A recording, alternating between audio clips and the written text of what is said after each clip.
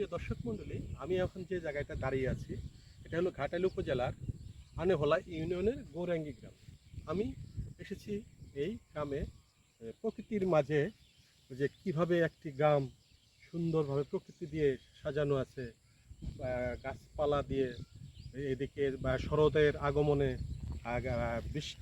বৃষ্টি বৈরী আবহাওয়াতে জেগে উঠেছে তাদের গাছপালা, তাদের নতুন পাতায় জেগে উঠেছে সৌন্দর্য, যেন সৌন্দর্য চারিদিকে আবরণে এগিয়ে আছে।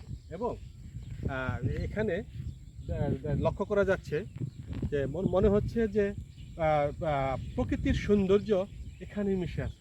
এখানে এসে প্রশান্তির প্রশান্তির প্রশান্তির ছায়ায় মানুষ একটু আরামে দাঁড়িয়ে থাকে এবং সৌন্দর্যকে অবলোকন করে। এবং এখানে দাঁড়িয়েই বোঝা যায় যে আমাদের বাংলাদেশটি কত সুন্দর, সুন্দরে মিশে আছে আমাদের এই দেশ। সুন্দর, সুন্দরের সৌন্দর্য, সুন্দরের রানী, আমরা যাই কিছু বলি না কেন, আমাদের এই বাংলাদেশ, বিশেষ করে আমাদের গ্রামীণ পরিবেশে, আমাদের দেশের গ্রামীণ পরিবেশটা অসম্ভব রকমের সুন্দর, যেটা বলে শেষ করা যাবে না। এবং সুন্দরের কখনো শেষ নাই, কিন্তু প্রকৃতির মাঝে সুন্দর এবং সৌন্দর্যকে অবলোকন করতে গেলে আমাদের গ্রাম বাংলার চির চির রূপ কোনো প্রতিদ্বন্দ্বী এখন পর্যন্ত দাঁড়িয়ে, যেটা আমাদের কৃত্রিম কোনো এখানে সৌন্দর্য নেই, কৃত্রিম কোনো এখানে ছোঁয়া নেই।